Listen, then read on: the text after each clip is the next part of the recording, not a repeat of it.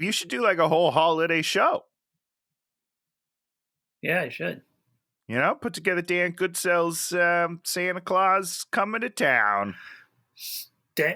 Dan the Claus is coming to town. Ooh.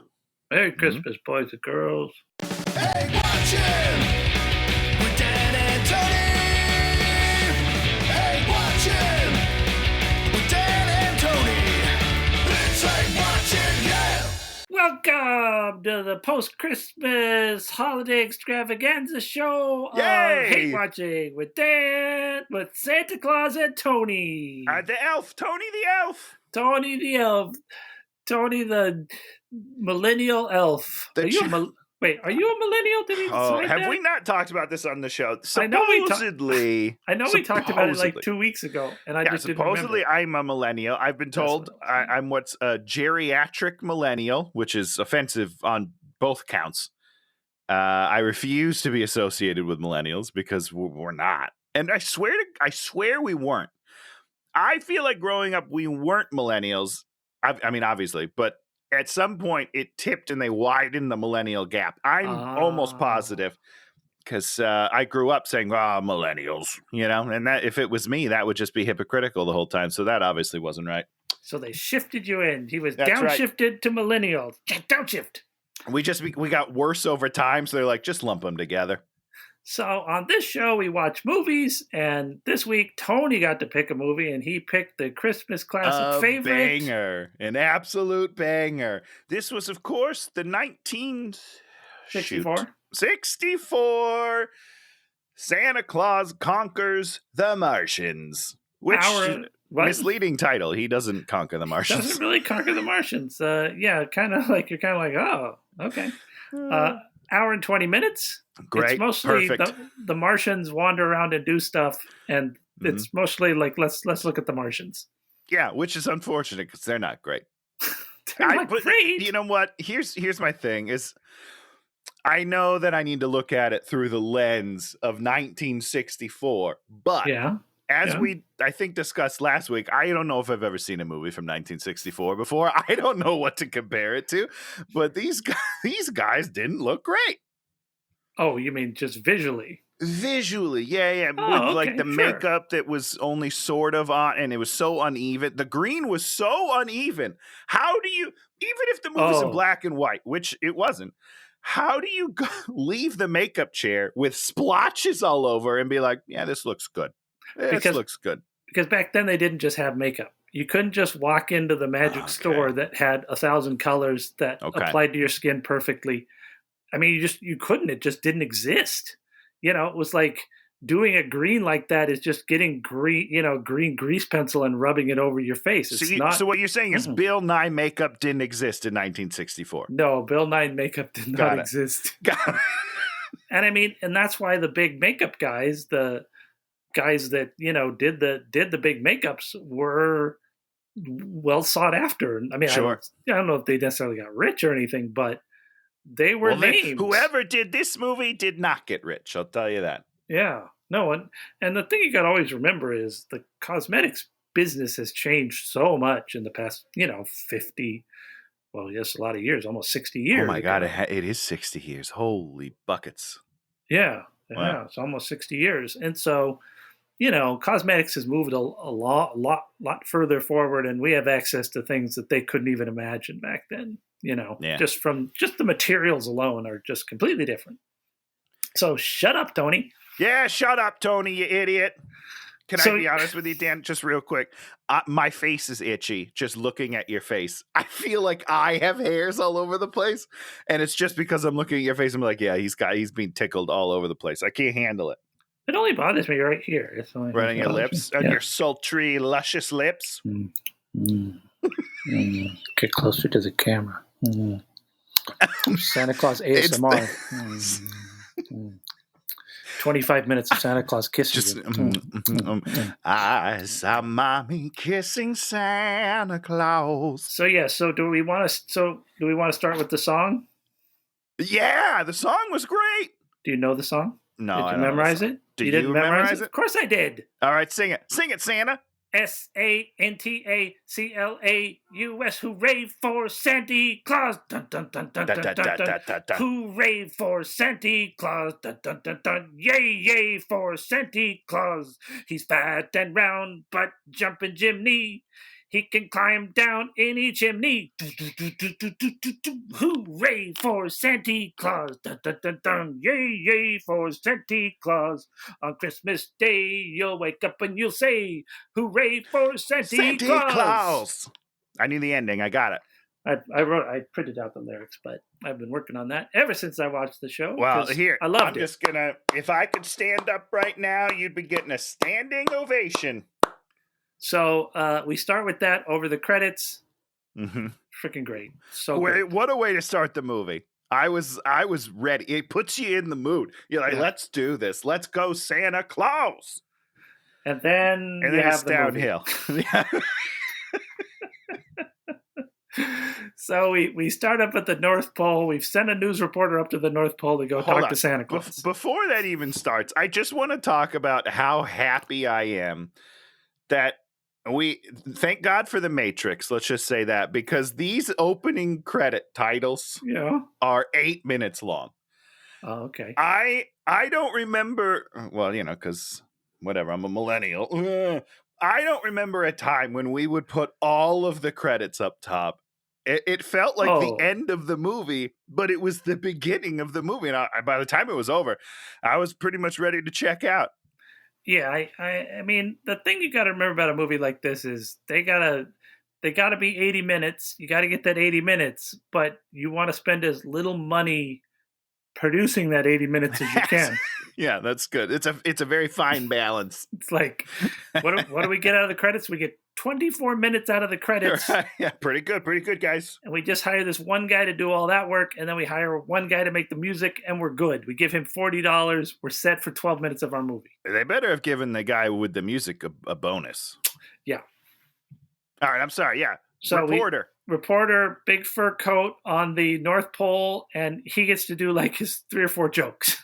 He's a stand-up comedian guy. Like he's on the news, quote unquote, but he's just doing 3 minutes of stand-up. It's so weird. It's so great. Weird. I loved it so much. He's all like, all we have to eat up here is frozen food. That's the only way it comes. Something like that. Just like, woo, go, dude. Do you think those were his jokes? No. Like, that's how he auditioned for the movie. They were just like, do 3 minutes of jokes on the North Pole. Go. No, the 2 dudes that wrote this wrote all the jokes and, wrote the whole thing in like, a day? Yeah, I give him a week and a half. But oh, wow. Okay. Good. Yeah. Good. So he does his bits, and we have Santa Claus's house. And I think we have like maybe 4 or 5 sets in this whole thing. Tops. Yeah. So we kind of have an exterior of Santa's house. We have an interior of Santa's house. Yeah. Which might be right next to each other, actually. That door might lead from set 1 to set 2. Yeah, that's just a soundstage with one wall in between. Yeah. And then our other setups are like Mars, 1-room thing, toy factory on Mars, storage closet, Cave of Wonders, underground cave. Yeah. And a snow scene. And was there a snow scene? Yeah, there's a big snow scene. Yeah, but that might have just been extended off of the Santa workshop. Claus's exterior. Yeah, it was probably right there. Yeah. And then there was one Earth scene. You're right about that. The kids, and that's it. And these things are like paper mache and just like whatever's laying around it. Did you notice in the toy factory scene on Mars? There's a giant clarinet. No, I didn't. Damn it. And it must be from some other movie that they've been. And sure.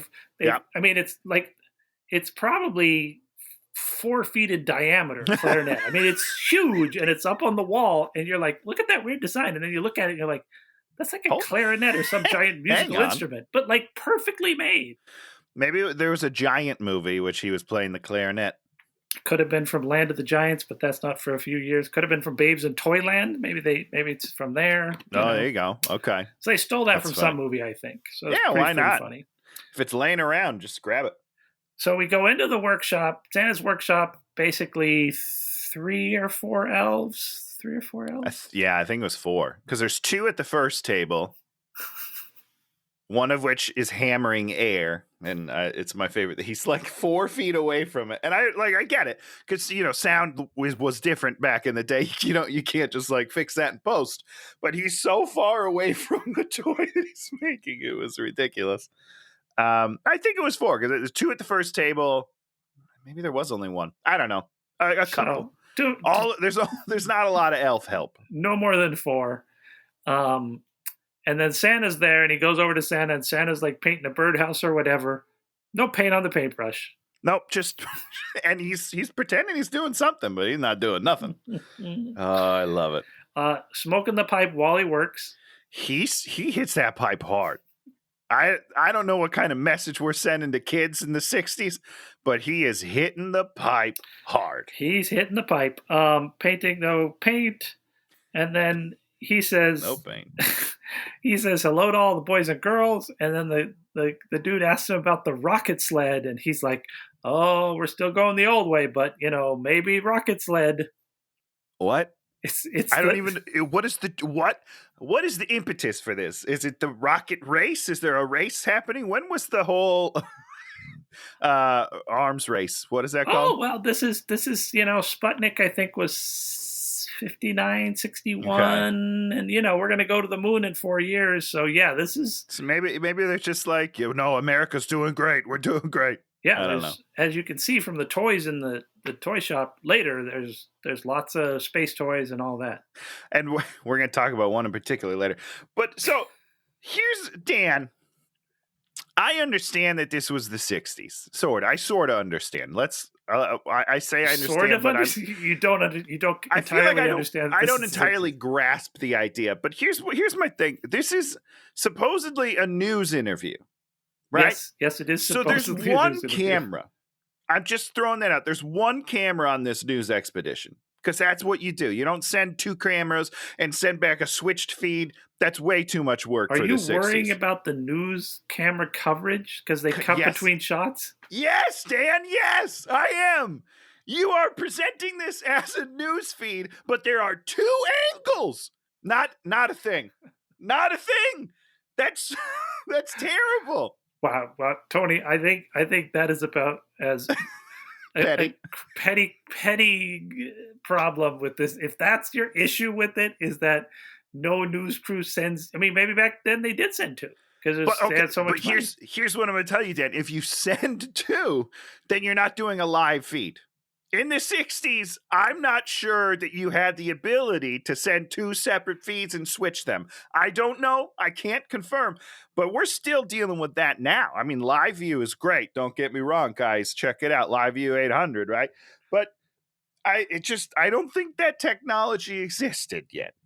More importantly, did technology even exist to send a feed from any? I mean, it sure seems like you'd have to run like this, cable about this big to a very truck. Long fiber cable. They didn't even have fiber back then. That's true. I don't know. I don't know what the technology was at the time. To some TV truck. I mean, I'm sure most of things like this would have had to have been taped, but maybe. Yeah, for sure. I mean, but they were presenting it as live. I'm just saying, and I don't know, man. I don't know. It threw me for a loop. That's all. Let's keep going.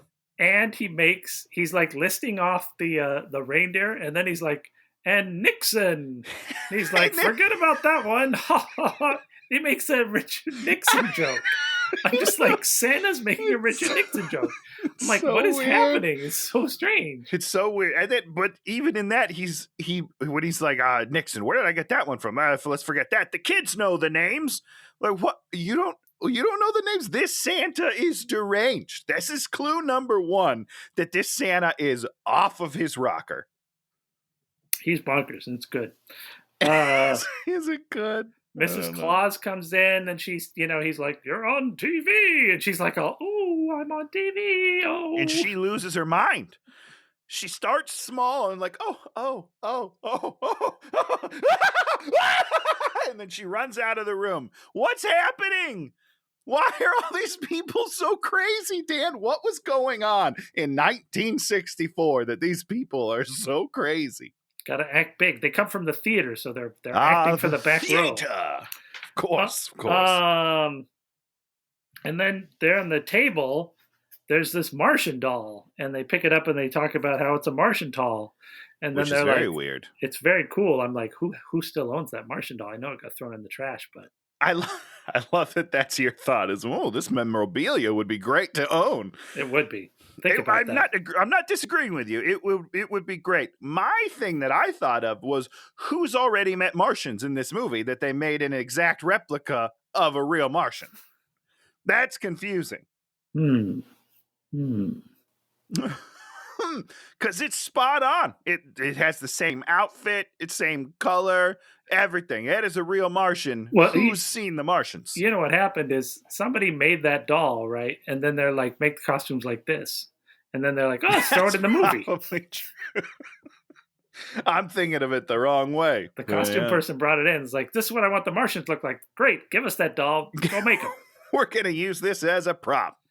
And they're like, are there people on Mars? Cut to Mars. The answer is immediately coming. Yeah. Meanwhile, on Mars. Now the names of the Martians. I didn't figure this out during the movie. Do you get where they came from? Some of them, not all of them. Okay. So here's the ones that I get. What'd you figure out, Tony? The mother is Momar for Mother Martian. Tony got it. Good job. Boy is Boymar. Boy Martian. Gogar? Is that what? Gomar? Gomar. Girl Martian. Gurmar. Something like that.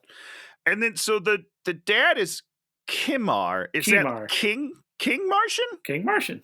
Nailed it. And I don't get the other guys. The mean guy, I can't remember his name. Voldar.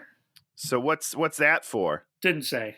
Okay. All right. And then Dropo. Dropo, yeah. He's just an idiot. So I don't Droning poop. Droning poop. Yeah, that's the guy. So I figured that out as we were going on. I started laughing more and more, and I was like, look at me being clever and shit. So Kimar starts out, he's sort of the dad. There's the dad and the mom, and then the two kids. Then Dropo is their like mentally challenged. I'm not quite sure what he is, but he lives with them. He lives with them. I don't know what he does. I have no idea. I don't know what his role is other than being like the comedic relief. I think they also refer to him as the laziest man on Mars. That is a direct quote. I have two questions on this, Dan. Yeah. Why do they call him a man? Because that is a direct quote. Because they didn't go through their script and fix all those things. I was working on my script, right? I'm working on my script. Yeah. And I had I had all my fungus people, right? I had all these fungus people. Great. I love fungi. And I was sort of referring to them as he's and she's. And at a certain point, I changed it to they all just referred to as it. Right? Oh, okay. Sure. So I had to go back through my whole script and try to find every time I said he or she and then turn it into it. It's a nightmare. Oh, yeah, I can imagine. Yeah. You just miss them. You know, you're just like, you say Martian 20 times and then 3 times you're like, man. And that's what happens. It is what it is. It is what it is, guys. So when are we into the part where we meet Dropo? Yeah, we're meeting Dropo. So this is the scene. I want to paint the picture real quick. King Martian, Kimar walks into a room. It's a pretty empty room. There's like one table. And he's screaming for this guy. He's like, Dropo! Dropo's 2 feet in front of him laying on the ground. How does he not see him? This is the most ridiculous thing. He's screaming this guy's name. The room is 8 feet wide at most. He's laying right in front of him. He's like, oh, Dropo, there you are. No, come on, guys. Do something different. Now, I wrote here Tickle Ray. There's a stick that's the Tickle Ray. Does he use that on Dropo? Yeah, so he Tickle Ray's Dropo to wake him up? Yeah. It's so weird. It's this. I don't even know. It's a stick. He puts it near the antennae, and then Dropo's like, and then he wakes up. I don't know. It's crazy. And I believe he asked Dropo why he was sleeping there, and then Dropo says that he'd forgotten how to sleep. I forgot how to sleep, so I was just practicing. I don't know what that means. So because good. you didn't forget you're doing it. That doesn't make any sense, guy. I did write down her worst green makeup ever. Very good. It's pretty. Listen, according to Dan, I should cut it some slack. You should cut it some slack. But it's pretty bad. Yeah, it's terrible. Yeah, the costumes are terrible. The outfits are terrible. Yeah. They're just wearing green tights with like these weird headpieces that literally have plumbing fixtures in them and these crinkly antennas that look very terrible. Yeah, it's awesome. It's really good. How bad do you think the paint was for their skin? Terrible. Yeah? Yeah, I mean, you had to be careful. I mean, it took them months and months and months to figure out how to do the paint for the Wizard of Oz, for the Tin Woodsman. Sure. It's originally supposed to be Buddy Ebsen, and they did one test on him, and it burned his skin all up. What? Yeah. Oh my God, I didn't know this. Toxic reactions. Yeah. Hey. Because, making silver back then, you thought, basically we're going to grind up some metallic stuff and just smear it on his hands and see what happens. And well, bad things happen. Happen. Yeah. So that's frightening. So Lady Momar comes home and she's gone to the store. All food there is pills. Yeah. And what that sort of comes from is, when we thought we were going to go into space, they wanted to save space and not send, big chunks of meat. They wanted to make everything small. So it sort of comes from that thinking. And when we were kids, we always dreamt about the Martian freeze-dried ice cream. Not Martian, astronaut freeze-dried ice cream. Okay. What's that? They took ice cream and then they basically freeze-dried it. So they took all the water out of it, and you get it's almost like a marshmallow from a Lucky Charms. I mean, I love Lucky Charms marshmallows. Yeah, so it's like that, but chunks of things that you could eat, and then they would sell that at the at the science store and shit. Oh wait, so is this is it real or not real? This is real. Oh wow, okay, I'm into it. I would love to try that. And the Soviets, when the Soviets did it, they'd make all the stuff into toothpaste. So you'd have See, that's so much worse. Always. Always making the wrong choices over there, guys. Oh, boy. So we get to meet the kids.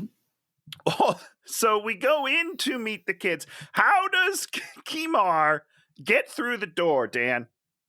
I don't remember. He points at it. That's the impetus for the door to open, is a full point. It's not an automatic door that responds to when you get close to it. Nope. There's not a button. He has to come up to it, and then once he points, that's when it opens. That door doesn't make any sense. Why not? She pointed to the door. How do you know it's pointing at you? How would you know as a door? If I did a fist, would it still open? You don't know. How does a door know you're coming towards it when it's an automatic door? I think usually it's like a weight thing, isn't it? If there's like a weight sensor in front of the door? I don't know. It's usually an electric eye. You cross an electric eye. The electric eye. That's a good name for a group. It might just be an electric eye, and he waves his finger across it. Shing. No, Dan, because he did it from different depths. Later in the movie, he's further away, points at the door. He's the back guy. There's 4 people going through a door. He's the back guy, points at it, still opens. I'm just saying. So the kids he goes in there, they're watching TV, they're obsessed with Santa Claus. They're just 24/7, they want to be sitting in front of the TV. Not sure how they got a TV, but they've got a TV. It's definitely an American TV. They didn't try to dress it up as a Martian TV at all. There's nothing different about that's it. True. So he yells at them, it's time for you to go to sleep. And the kid lays down, and then he's like, sleep spray, and he sprays stuff in their face to make them sleep. Which has to be like some sort of what's the word I'm looking for? Abuse. Abuse. Yeah, some sort of abuse. Wait. I guess then they eat the pills, and there's chocolate layer cake pills, and then mom and dad talk about it. She's worried about the kids because the kids don't have fun, which is confusing. Yeah, no, it's not. Why isn't it fun? You tell me. Well, they explain it is the kids are so regimented; they're basically instant adults and never get to go through that transition from child to adult through having some fun. Right, which is by design, though. That's the Martian way. So why would somebody on Mars be concerned about that? Because that's the way of the Martians. It's the way of the Martians, but what it is the kids are basically learning counter-programming from the TV and Santa Claus that they should be having fun, and so they're caught in this space between being true Martians and also wanting to have fun, and then they're trapped, and then they become miserable and robotic. Okay, I'll allow it. I thought it was weird because that's what they're supposed to do. I mean, look at how angry Kimar is all the time. They're all pretty angry, except for Dropo. Dropo, thank you. Tony's part, Dropo. I would Dropo it up any day of the week. So they go to see Chochim in the forest. He gets the whole council, and they go out there, and then there's a big puff of smoke, and there's Chochim, and he's like, oh, let me tell you the problem. Something's wrong with the children. It's true. And then he says to him, he asks them, what month is it? Yep. What month is it, Tony? It is October. Isn't it October? What month is it? Septober. Oh, he said Septober. Okay. So here, for whatever reason, I heard October, and I was very confused because I was like, wait, they have the same months as us? No. But they're just on a different time? What is that? Time zone? They're in the Martian time zone, so they're 2 months ahead? That's what I thought was happening. Septober. All right, I'll allow it. I mean, it's not good because it's still... You look like you're doing the Elvis lip. Hey there, boys and girls. What up? Okay, so it's Septober, and then so he's they just took our months and mixed-mashed the words. They're just a little similar to ours, and so then he's like, "Oh, that means it's December on Earth, and that means they're watching Santa Claus." Why do they know so much about Earth? Because they can watch it on TV. It seems weird. It seems weird that they're so obsessed with Earth. They have a lot of knowledge of Earth without actually accumulating any knowledge of Earth. And so he's basically, our children are adults. They need to learn to play. We need Santa. But there's only one Santa, and he's on Earth. And then Kimar's like, desperate problems require desperate deeds. Yeah. Can problems be desperate? Well, I mean, they can make you desperate, right? Nope. So it's Martian speak. You don't know. So we get a UFO in orbit, and then we get all this stock footage. And this is a running thing in this movie is we'll do a couple scenes, then we want to transition to something different. We will do a run of 40 minutes of stock footage. Yeah, that we got very cheap. We got it so cheap, we'll just use it. Doesn't matter if it makes sense for the movie. Just put it in there. It's sad that we don't get as much stock footage usage today as we did back then in movies. I'm just saying. So now we're on the ship. We're going to Earth. They find Dropo in the radar box because he wanted to go on the thing, and then he got in the radar box, and then he fell asleep. What the hell is this box? There's nothing in it, Dan. It's an empty box. They open it, and there's components in it, Tony. But they're not really in it. You know what I mean? They're on the walls of it. Why are they in a box? Okay, well, I'm going to have to explain a little bit about science to Tony. Thank you. Yeah, explain to me the science behind this chest. Do you know what a heat sink is? Yeah, sure. Okay, what a heat sink is like if you're running components, they generate a lot of heat, right? Yeah. And so then you have this piece of aluminum that you mount on the side, and then that takes that heat and then diffuses it out into the air. So you have typical in these kind of boxes, you'll fold it down and you'll fold it up, and there'll be stuff on the top and there'll be stuff down and below. And then in between those two things will be cables. And actually, it's not that terrible how they did it. It is kind of how things were sort of constructed back then. But can humans get in this box with all the cables? It's a little larger, and if you got in it, you'd be stepping on a bunch of transistors and stuff. Now that's what I'm saying. He broke a bunch of stuff. Yeah. Dropo, classic Dropo. What a Dropo. So he yells at Dropo, and he's like, go downstairs. And they're like, okay, let's land by the lake. And then we have the bad guy who's Voldar, and he gets a great line. I wrote down more lines for this movie than any other movie we've ever done. I wrote down a lot too, Dan. All this trouble over a fat little man in a red suit. Yeah. I'll be honest, he's my favorite part of this movie. Oh, okay, with the big mustache. I think he's great. Is that a real mustache? It looked fake sometimes. Yeah, at first I was like, it's totally real, and then sometimes I was like, that's totally fake. And here's what really throw you off. Maybe both are true. Maybe part of the movie he had a mustache, had to shave it for something else, and then the rest of the movie was fake mustache. Who knows? Fucking lying Hollywood. Hollywood magic. More stock footage of the world getting ready for the Martians. They're like, people see, they detect the Martians. Yeah. Then we have my favorite shot of the movie, which is the space porthole. It's just a gray wall with a gray porthole and then space. They don't even show like the approaching of Earth. It's just space. Yeah. Yep. It's the most beautiful shot in any movie I've ever seen. I love it so much. It's so gorgeous. And they do it again later. They have a couple shots like that.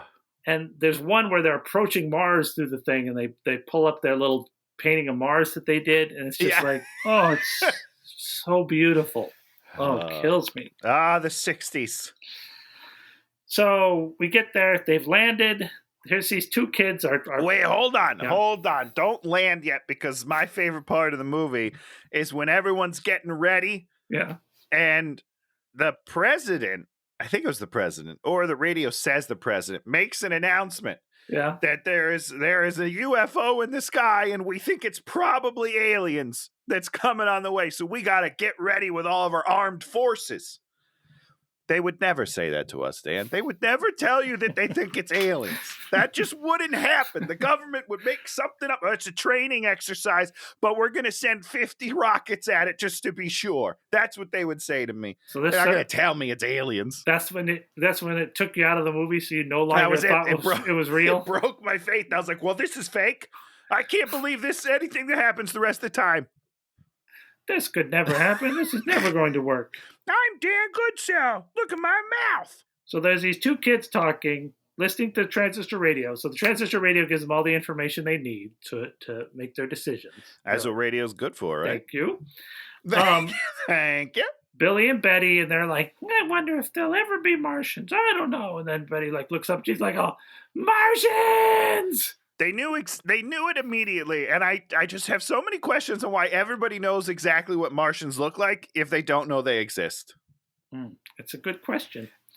Actually, you know what? I have a question. Yeah. How many planets were there in 1964 that we hold on, that sounded stupider than I think I meant it. I think we're at the 9. Yeah. Oh, okay. We're already at the 9. Because maybe they only think aliens are Martians.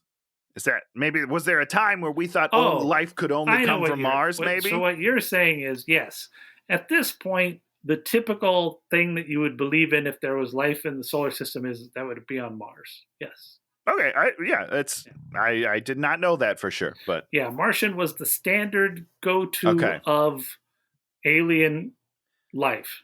Got it. Well, we debunked that, guys. Shoot. Yeah. So they walk over. So Billy turns. Kemar sticks a gun in his face. Yeah. And says, "We're from Mars. Don't be afraid." Not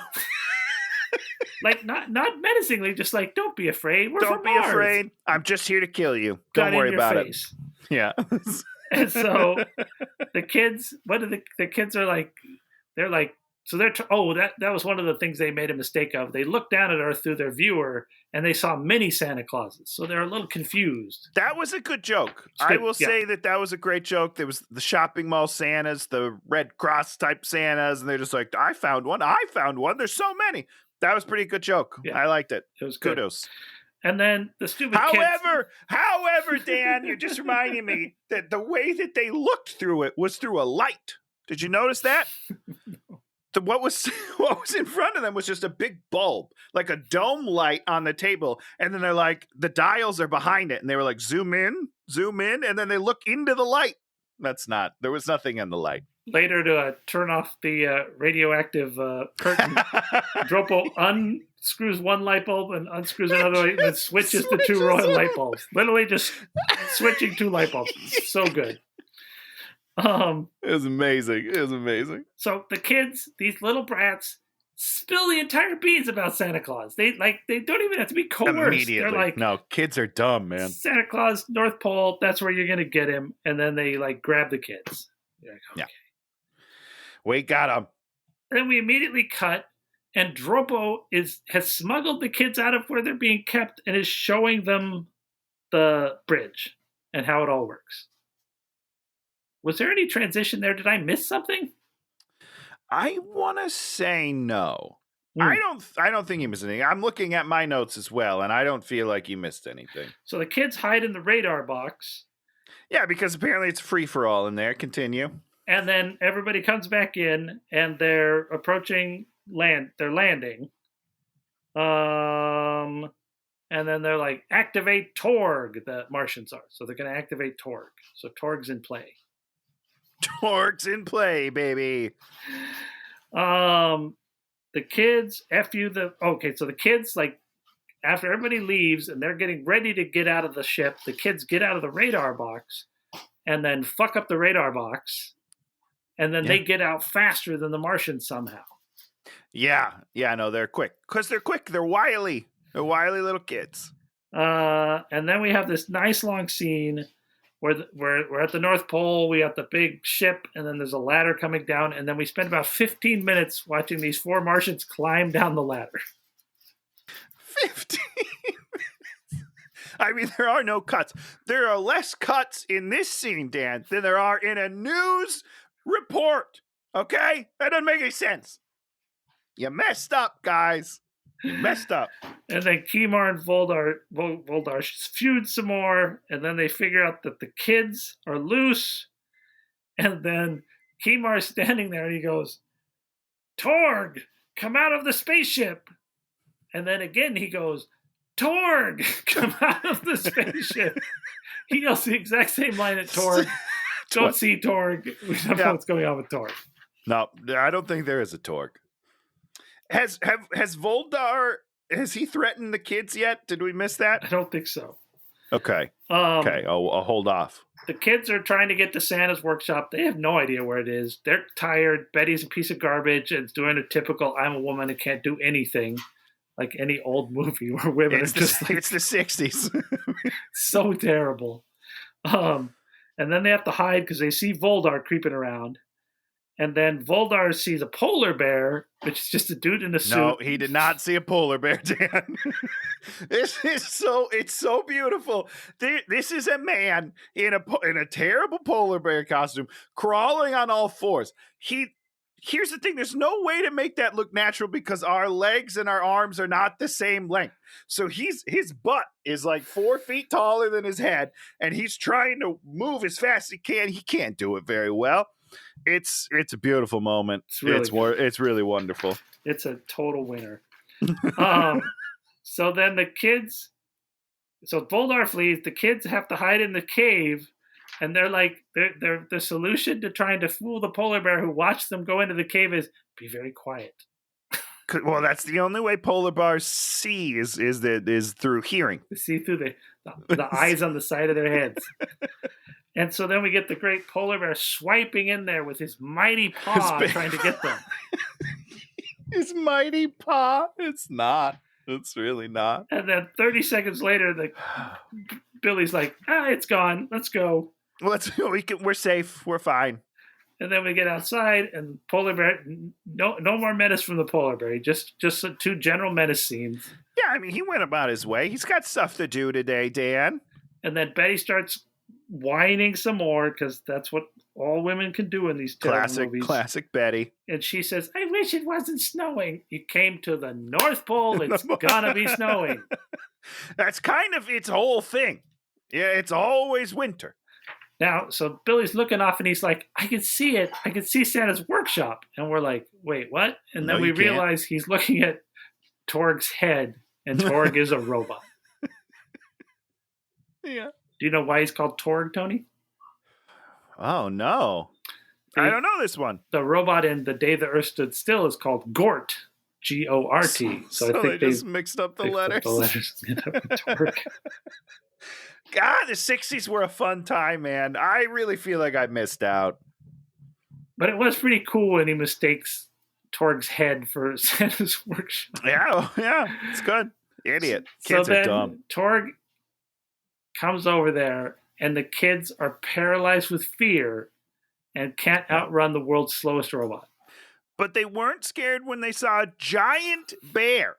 Yeah. I mean, I understand that the bear did look scary, so maybe the kids were unable to act scared. But come on, guys. Come on now. Get your priorities straight. Freeze, and the robot grabs them, and then Voldar comes over, and Voldar's like, "Crush them, destroy them, mush their bones into nothing." He tries to kill these kids a bunch. Oh, yeah, he's ready to kill kids. It's pretty intense. And then Kimar comes over and he's all like, "You idiot. I changed his programming so he can't kill the kids." Which is, hey, good move. What? And then Voldar gets one of his monologues where he talks about how Mars used to be the planet of war. And then he does a whole anti-toys and games thing and how toys and games make you weak. Tony, do toys and games make you weak? Maybe. I'm just speaking from experience. I play a lot of video games, and I feel like I've really gone downhill lately. You know what I mean? So there's a chance. But as a child, I would say no, because it sparks creativity. It helps your mind grow. And it's, it's super fun. It is super fun. They find Santa's workshop. They send Torg in. Torg knocks over the door. I'm Torg. And then Santa sees Torg and he's like, "Ho, ho, ho, you're the biggest toy I've ever seen." Yeah, Santa's pretty dumb in this movie. And how does Santa defeat Torg, Tony? I don't remember. All I wrote is he's the slowest robot ever. That's the only note I wrote on this entire scene. Just because of Santa Claus's interaction with him and treating him like a toy, Torg becomes like a toy. And becomes putty in Santa Claus's hands. I mean, that's some deep shit. It's kind of an interesting sort of take. That it's like that's a real nature versus nurture conversation there, Dan. What's happening? What are you doing? It's kind of scary. I'm not gonna lie to you. Okay, so. They move in because Santa Claus is doing well. And they're like, they say the classic line, "Santa Claus, you're coming with us." I mean, you can't kidnap someone and not say it. Then they use all the weapons they use in this movie are toys. They use Whammo air blasters. I believe that's a Johnny one man army gun is their bigger gun that they use. Okay. So it's kind of. Do you have these? Do you have any of these? I used to have air blasters. We had them when we were kids, and I've had them. I bought them in the past. I've never owned a Johnny 7 one-man army. That's too bad. It looked pretty cool. It's very cool. It's like it's like a 7-in-1 gun. So it's like grenade launcher, shoots pellets. Knife pops out the side and stabs your enemy in the face. All these great things. I love it. Then so they freeze the elves. They freeze Mrs. Claus. Santa's like, "Oh me, oh my," and then they leave with Santa Claus. They grab Santa Claus. There's a point where one of the kids, as they're taking Santa Claus, I believe, says, "You won't get away with this, you Martian," which I just thought was really funny. Because it sounds like it's going to say something bad. But then he just, calls him what he is. Those are the ones that sting the most when they just tell you called me what? A Martian? Oh wait, no, that's what I am. Never mind. Carry on. Then we get the newsstand kid. Extra, Santa kidnapped by the Martians. How do they know that? I mean, they must have. How does anybody know what happened? Well, that crew's probably still up on the North Pole, so they probably interviewed Mrs. Claus and the I elves. see. Okay. Well, they didn't tell me that part. They skipped over some stuff there, Dan. So this is like the weird part. We talk about this. This is the weird part? We talk about like a space mission or like this new mission that they've been working on. And they sort of send these people to go save Santa Claus, right? Sorta. But we don't see the people. We just see a rocket launch. That is correct. Yeah. And then we never deal with it again in the movie. Well, can we get to Mars? I don't think we can get to Mars. At this point, no, we couldn't get to Mars. But so I think they just sent those men up to die. No, they said it's a special new rocket. It's a special new rocket that's never been made before, and it blew up. I'm telling you right now, that thing exploded. Do we see them, Dan? Do they ever arrive to save the day? No, Santa conquers the Martians, all on his own. So we get to Mars. Santa just immediately starts bringing his joy to all the Martians, and the Martians are digging on Santa. Yeah, I mean, here's the thing. For a guy that just got kidnapped, he's in remarkably good spirits. Santa Claus is immune to everything. The one of the many really interesting things about this movie is Santa Claus is really like, he never gets down. He's always like, it's all just going to work out because he's Santa Claus. He knows it's going to work out. Except, if you've noticed, except for Mrs. Claus, he is afraid of Mrs. Claus. That is a through line. He's like, well, I better not tell Mrs. Claus because she'll be upset. I think she beats him. I'm just going to call it right now. I think that she's abusive. Wow. I mean, they're married.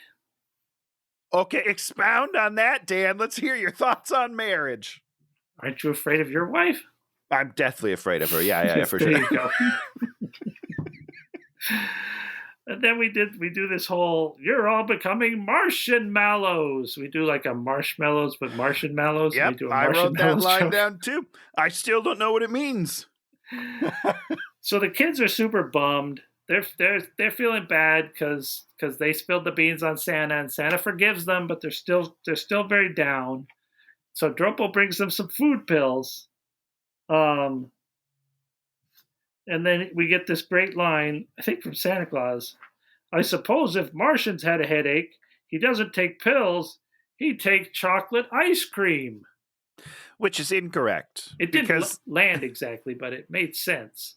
Wait, how did it make sense? Because you would still take it's not the fact that you're taking a pill. It's what's in the pill that is what is helping your headache, Dan. It's not like if you take anything in pill-shaped form, your body's like, well, now I feel better because you put a little round tablet down me. That's stupid. No, Tony, the idea is since they only eat pills, the other things that are pill-related, they then actually eat food. So there's ice cream, and they have to eat a bowl of ice cream instead of aspirin. It's like, that's the aspirin. You didn't get that? I didn't get it. Oh, yeah, no, it's kind of an interesting meta joke. It's actually a really meta joke, truthfully. It's too meta for me. This is what I thought he meant that you take just one of the other pills that is chocolate cake flavored because they talk about a chocolate cake flavored pill earlier. That's why I wrote this down word for word. Oh, fucking hell.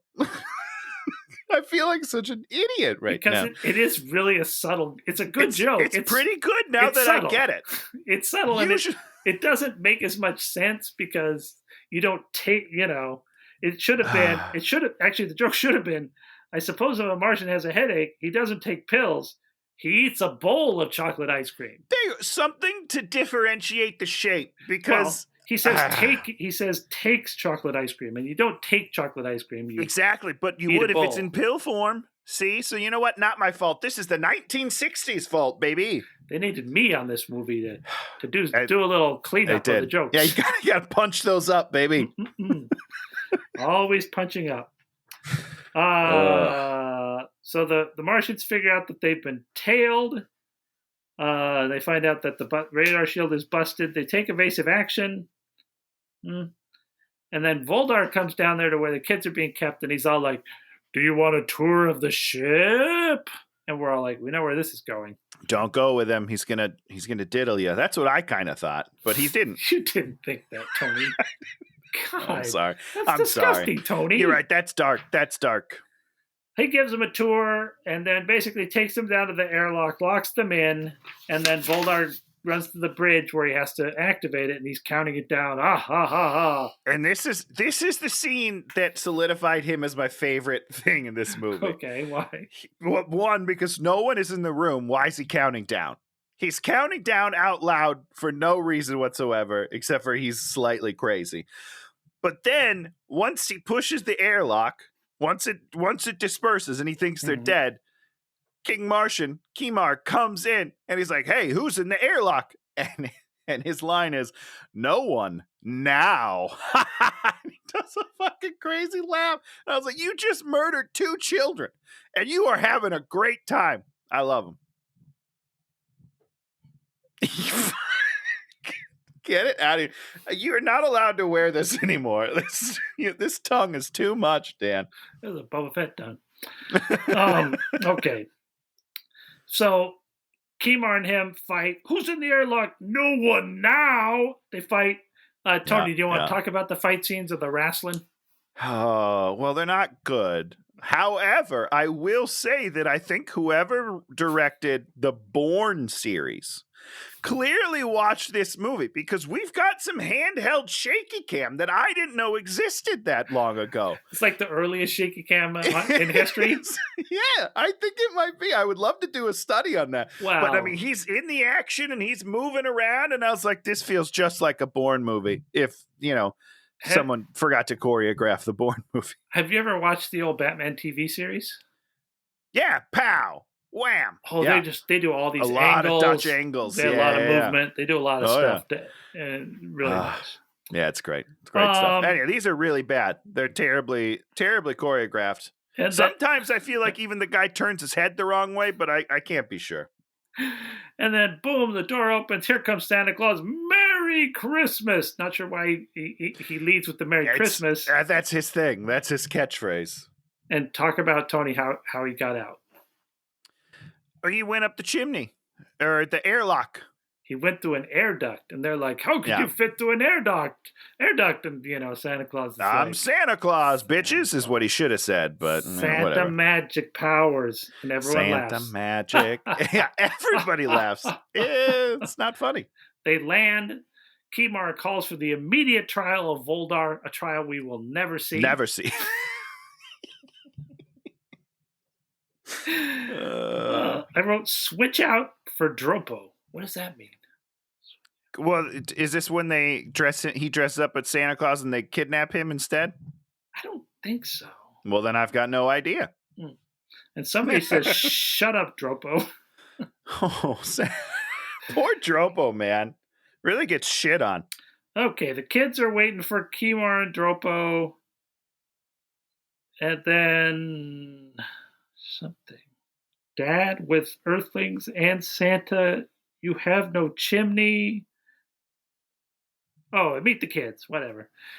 They go and whatever. I don't know. They meet the kids. The kids shake hands, and then Santa gets everyone laughing.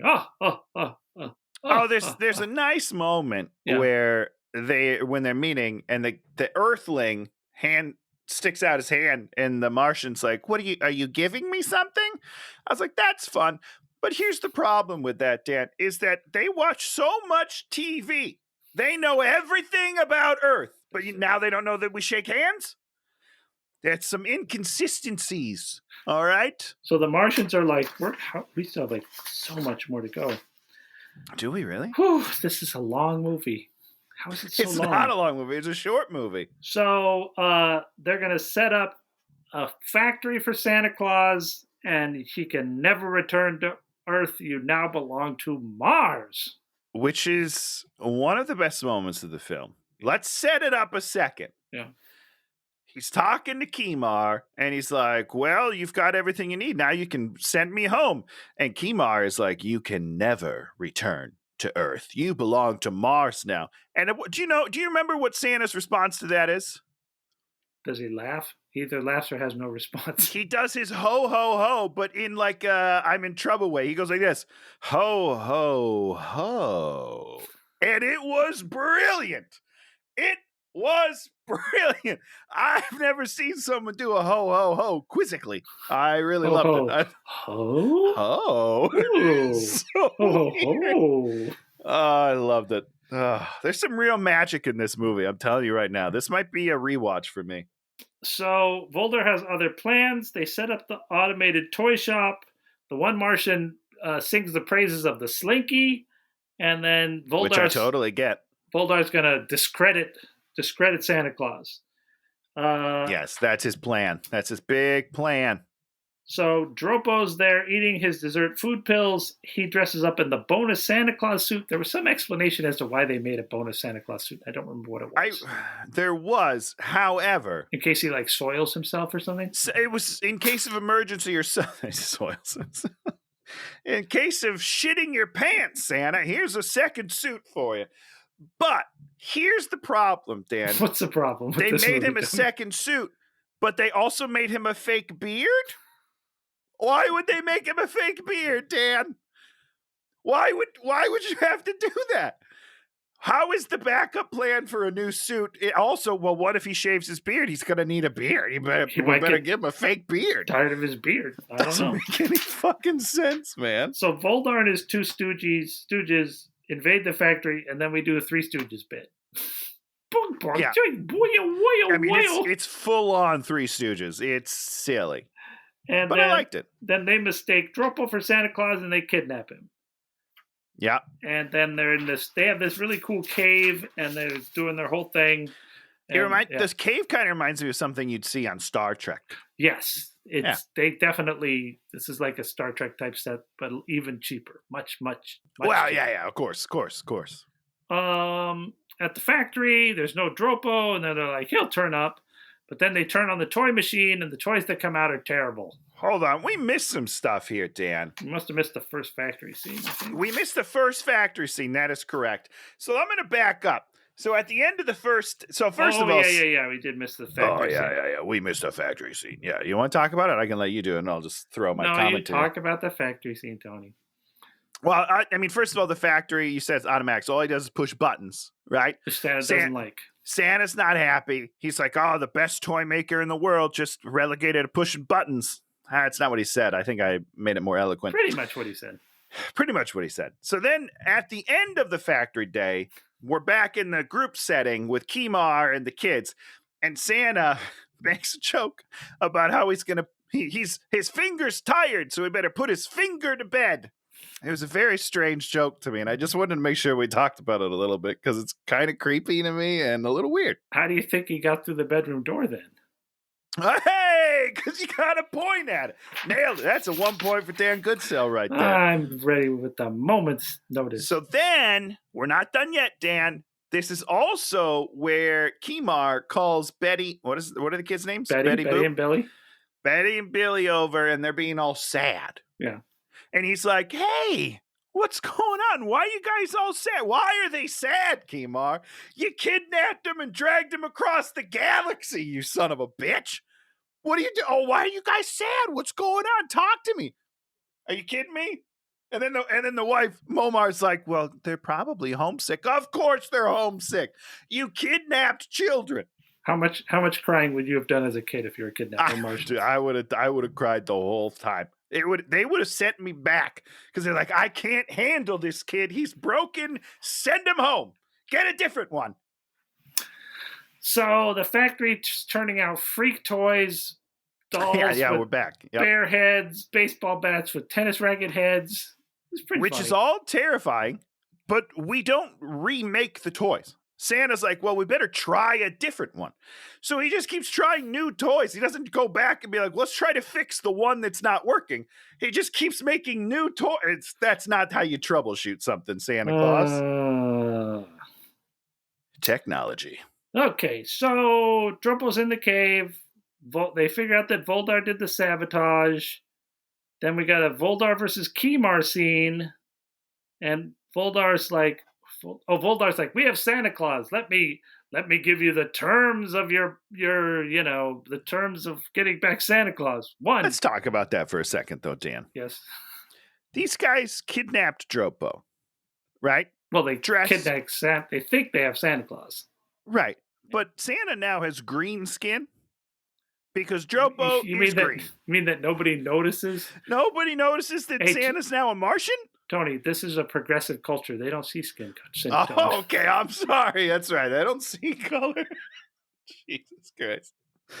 Yeah, that they mistake Dropo for Santa Claus even for a microsecond is a little bit of a stretch. It's a little bit of a stretch in a movie that's pretty on the line. This one's a little off. See, what it should have been was Santa had the extra suit that they stole when they stole him, but it's a magic suit, so you put it on and you can't tell it's Santa Claus. There you go. Because that year Mrs. Claus had to play Santa Claus and she had to wear the suit, and then just looks like another Santa Claus. There you go. I love this. This is deep in the mythos. So, Tony, did you write down what the 3 things that Voldar demands of Kimar?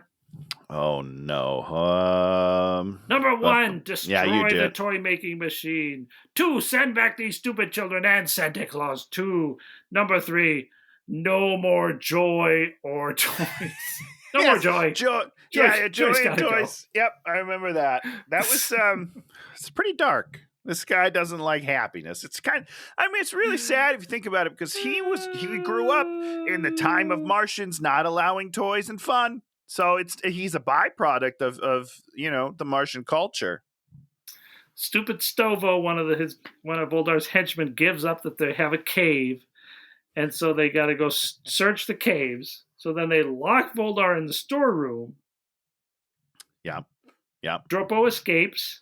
Yeah, well, yeah, and you touched on it, but I just really want to hammer home how he escapes real quick. So they've got a machine that creates a nuclear curtain, which, first of all, horribly dangerous. That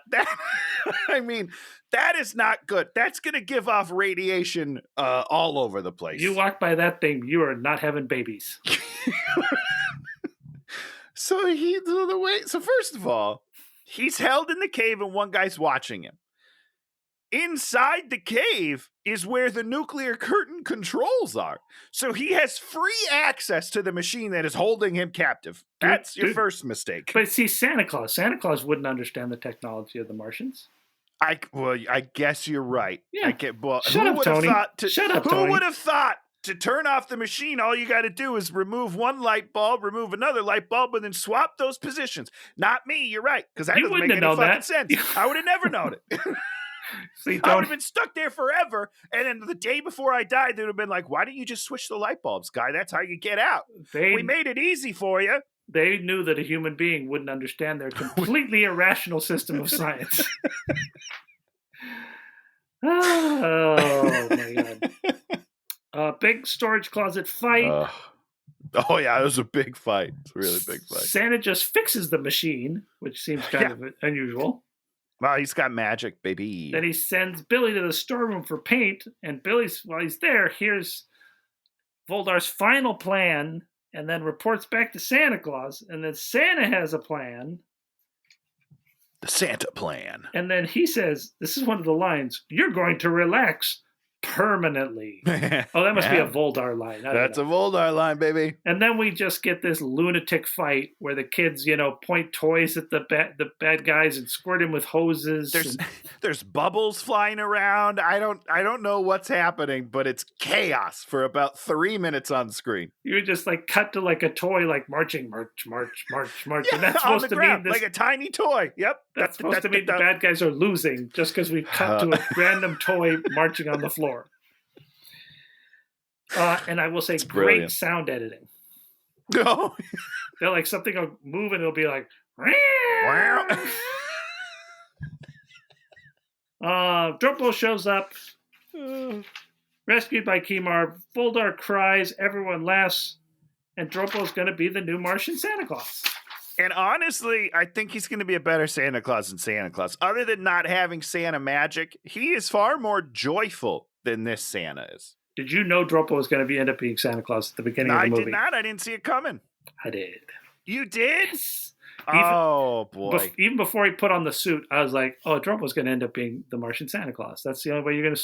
That's the solution to the problem is built into the movie. That's how you make a movie. You're not wrong, because once it happened, I was like, that makes perfect sense. I love that ending. That's pretty solid. They get back there. Dropo's like, ho, ho, ho. He's going to be Dropo Claus. And Wait, does he say Dropo Claus? I believe so. Or maybe I love that. I think I missed that, but that's 10 out of 10. And one of the Martians pops his belly because it's a balloon. Which is very dangerous. It was a very sharp object they just thrust at his chest. And then we do a reprise of Hooray for Santa Claus, and we see the Earth ship flying back to Earth with Santa Claus, because that other ship that they sent after him that we never saw, never did anything, and never helped, really was just going to get there. It was just a setup so that they got him back to Earth, which is kind of absurd that this movie felt like they had that was this thread that needed to be dealt with. They probably wrote the movie without it the first time, and they're like, this just doesn't make sense. How does he get home? How does he do it? I got to take this off or I'm going to die. You should have taken it off about an hour ago. Dan, you can't hear me anymore. Oh boy, he's doing a little Santa strip tease. Da da da da da da da da. Oh, I'm gonna give you one guess. What's the most uncomfortable part about the costume? Are the pants too tight? Hugging your twig and berries? I'm not wearing the pants. Yeah, Tony, I'm wearing the pants. Oh, Santa's bottomless, everybody! Woo! Usually, no. The most painful part is the elastic of the beard over the rub ears. on your ears? Oh my god, my ears are dying. Yeah, that's the worst. Much worse than all the stuff in the mouth. I mean, that's hard to believe, but I can understand. I can see how you get there. So, this is a fun movie. You know, it's a kids movie and it's stupid, but great. It's fun. There's lines. I had a great time. It is a bad name, but other than that, it's fine. He doesn't conquer anybody. I mean, could it be better? Of course, it could be better, but you know, for what it is. I had a great time. I had a wonderful time. Merry Christmas. Happy holidays. I had a blast. This is a movie that they probably spent, $100,000, $150,000 on, some inconsequential amount of money. Absolutely. And just like, there's so much more creativity in this movie than in most. 100%. Listen, I loved it. I'm glad that I picked it. And great job, me. Pat on the back. Now we're going to talk about Tim Burton ripping it off. Wait. Think about it. You think this is the same as Nightmare Before Christmas? I see that. Mm-hmm. I totally see it. Yeah. Sandy Claus? Yeah, sure. Dropo Claus? Totally. Yeah. No, yeah, you kidnap Santa, you take Christmas for yourself. I get it. Oh. Cheers to that. I will tell you this, and this might be controversial. I don't like that movie. Really? You don't like it? Do you like the songs? How do you not like the songs? Yeah, the songs are good. I sing the what's this song? What's this? There's color everywhere. I like that song a lot. Yeah, I just don't I don't know. I never cared for it. Interesting. I mean, I love it, and the songs Naomi are just... loves it. Lots of people love it. Oh, interesting. It is beloved. Yeah, but Tony has to be contrary. I'm contrary, That's right. Tony. That's I hate right. everything. I'm my own man. All right. Yeah, I have my own opinions, girls. Oh, man. Let's do this thing. Yeah. So, fun movie. Fun to talk about because it's like so absurd. Yeah. And that's good. Yeah, I had a great time. Thanks for hanging out with me, Dan. You're welcome. Merry Christmas, Tony. This one's for us. This is for you, and it's for me. There's no one to hate. That's right. Wow. Yeah, no, that's good. There's no one to hate. There's always someone to hate. And with that, happy holidays. See you later. Happy holidays, everybody. There's always someone to hate. Now we're going to talk about something we like this week. Mm-hmm. I only have 4 things I want to talk about. What? How? All right, 4 things. This is big. One of them's fire 'em off. One of them's a holdover from last week, and we're going to do that one last. Okay. Watch Bullet Train. Is that good? I'm just going to say this. Okay. Best cameo in a movie ever. When you get to it, Tony, you're going to lose your mind because it's the greatest cameo. Okay. And there's just there's like the first thing of jokes, then there's it comes back and they do another one. Okay. I just want to hear what you think about it. Everybody's great. It's a little uneven. It's a little too Quentin Tarantino-ish. Sure. But you're like, I really felt this movie. The writing was right where I like comedic writing. Okay. Held together. The people in it are, cast is phenomenal. Brad Pitt's so good. He's just so good. Yeah, he is. Watch this movie, Prisoners, which just went on Netflix. It's Denis Villeneuve from 2013. Hugh Jackman, and a bunch of other people. Jake Gyllenhaal. Oh, someone gets the kids. They get kids kidnapped or some shit. Okay, I did not see this. It looked sad. Dark. This movie is dark. Yeah, I stayed away from it. Loved it. I loved it. Loved it because it just it's like we're gonna lean into dark and I don't know. Like for most of the movie, you're like, this is not, it's not giving you that relief. It's just like, nope, we're staying there. Oh yeah, we're still there. By the way, we're still there. We're doubling down. There. I don't think I can handle it. I stayed away, but it's good. Okay, it's a masterwork. Hey. And I can see how if you saw this movie, you'd be like, okay, let this guy do a lot of other shit. So I'm gonna go back and rewatch his Blade Runner again because I liked it. I did not watch it. Oh, the Blade Runner, really? Yeah, it was Blade Runner 18,000. Yeah, it was too long. And then we also watched The Banshees of Inisherin. Oh, Inisherin, yeah. With Colin Farrell and... I mean, come on.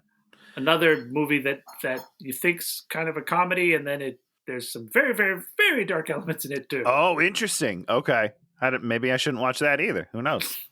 And then the last thing I want to talk about was we're watching this show, and they started talking about this other show on BBC, and the show on the BBC was called The Man with a Penis on His Arm. No, that's not right. There's no way that that's true. What? Documentary. Documentary? What? Did you watch it? We didn't watch the documentary, but there's like a little clip you can watch. It's like a minute long. Does he have a penis on his arm? Oh no! Oh, I'm sorry. If you're watching Penis Arm Guy, I'm sorry. I'm laughing at you. He rolls up his sleeve. There it is, big penis hanging off his arm. There's no way that is correct. Is it functional? What happened is his real penis fell off. Okay. Fuck me. So they made a penis out of his arm. Like they took arm, or maybe out of his back. They took and they formed a penis thing. So it's not a real penis. It's just an appendage that looks like a penis, so that when you pee, you're peeing out of a penis. Because he had some blood disease, and so when they went to attach the thing that they'd made, they couldn't do it, right? And so to keep it alive, they glued it to his arm. They affixed it to his arm, so it would have blood flow. So it has blood flow. Fuck me. And then you're gonna love this part. And then it's just rescheduling and healing. 6 years. 6 years. He had a penis on his arm for 6 years. Oh my God.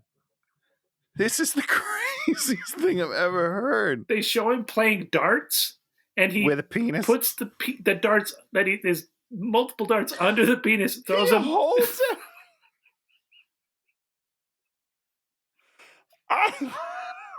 If you wrote a movie with this same plot line, I wouldn't see it because it sounds so ridiculous to me. I can't believe this is. I have to find this. You can just look on YouTube. You can see the clip of it for sure. Holy shit! But that is unbelievable. He has since had it reattached, and the penis is off his arm. So that's all's great. Good, but great news. 6 years, man. Woo! That's a weird 6 years right there. Oh man! Can you imagine if it worked though, and he was like having sex like this? No, Tony, I don't want to think about that. How is that not the first thing you thought of? The very first thing I thought of when you said he's got a penis arm, I was like, how's he have? Is he pushing? Is he swinging his arm to get it in there? What's he doing? I gotta find this clip. That sounds incredible. What do you got for us, Tony? I can't. I should have gone first, Dan. I can't follow that up. Like my thing is so pedestrian. I'll just do it quick. This is the final. The World Cup ends tomorrow. Oh, yeah. I was bummed today because Croatia won over Morocco. I was really hoping Morocco was going to win the whole thing, and then they just, tough couple of days, and now they're in fourth. You're not a Modric maniac. What does that mean? Luka Modric is the big Croatian player. He's great. He's like Steve Nash looking guy, but he has even weirder looking stringy ass hair. He's like not the most attractive guy in the world, but he's really particular. He's a really good player. Here's what I'll say is that I think I said this before when I talked about it when it was beginning, but I'm watching the entire thing on Peacock, which only gives you the Spanish versions. So I'm watching all these games in Spanish and I don't understand a lick of it. I'm sure they said his name a bunch of times and it just blends together and I don't know what's happening. Yeah. But I'm excited. Go Argentina. Hopefully, when you all see this, Argentina has won the World Cup. Yeah, Messi's going to get Messi a cup, baby. It'd be pretty nice if he won. Yeah. So I've just been having a real good time with that past couple of weeks. This is the first World Cup I've really watched. Yeah. And now I regret it. I regret that I haven't been doing it in the past because it's very fun. Yeah, it's Shannon has got me into soccer very slowly. I don't sit there for a whole game for the most part, but she watches it all the time, and it's an interesting sport. Yeah. Are you going to, we should get tickets to World Cup 2026. Not a chance. Is that math? That is math. Yes. So for next week, I think we're going to take a week off. For the holidays. We're going to watch The Man with the Penis on His Arm. No. Tell me we're watching it. I think we're going to take a week off. Love it. It's our first week off in 125 whatever episodes. We're going to take 1 week off. You got to be careful. It's a slippery slope. Once we take a week off, we take 2 weeks off, and we never come back. Yeah, I wish. This is your podcast. But we're going to reboot Santa Claus in this. It's a good way to end the year.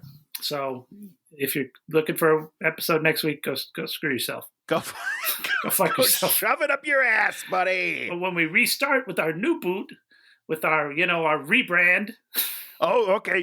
We should rebrand everything. We should change the show completely. I love this. Yes. Hate Watching with Tony and Dan. I'm coming first. Hey, what a come up. This is what we call a glow up. I don't like this show anymore. I quit. So we're going to start with one of our favorite directors. Oh, yeah. Roland Emmerich. You know him. You love him. We will. I do. I think when we finish this show, we're going to get to his last movie. We still have a few more for sure. I know we still have the Ice Age one, which we got to do. Yeah. Day more. After tomorrow. But this one's from 1998. Do you remember what movie he did in 1998? I don't know. It was a reboot. Give me a hint. It's a reboot. That's not a good hint. I don't know anything. If it happened before 98, I'm not going to know that movie. You know what I'm saying? It stars one of our other favorite actors who we've seen before that was in a horrible accident and killed someone. Wait, I know that answer. Why can't I remember who that was? We talked about it. All I could think of was Mark Wahlberg. That was not an accident. He beat the shit out of a guy. It was the Dan. Is it Matthew Broderick? Yes. And what's the movie? I don't know. Godzilla. Oh, Godzilla! You idiot! Oh, I should have got it. Damn it! I did not know it was a Roland Emmerich movie. Either did I. That's why I didn't even guess it. Yeah, it's not. Never would have come to me. Not one he's sort of known for, but a terrible movie from every metric I can analyze. You're right. Saw this in the theaters back in the day. I don't think I've seen it since, so I'm ready. I'm ready to do this, but not next week. Not next week. So I just want to remind the one viewer, that it's not next week. It's 2 weeks. If you don't see us, maybe we'll put a rerun in. Oh, okay. We'll just repost an old one. Should we repost our first episode again? Yes, we'll repost our first episode again. I kind of like it. I love it. Maybe I'll redo it, so I'll put it in the format that we have now and everything. It'll be nice. Yeah, it'll be good. It'll be our people rerun. will like it. And we'll be back in a couple weeks with Godzilla 1998, which is not Godzilla 1988. It's just Godzilla done in 1998 with Matthew Broderick, where it's not even a Godzilla movie, I guess. This is great. Great description. I'm ready for it. Let's go. And happy holidays. Happy New Year. Happy New Year, everybody. And we'll see you and everybody else in 2 weeks. 2023, baby. Oh my gosh. Goodbye, everybody.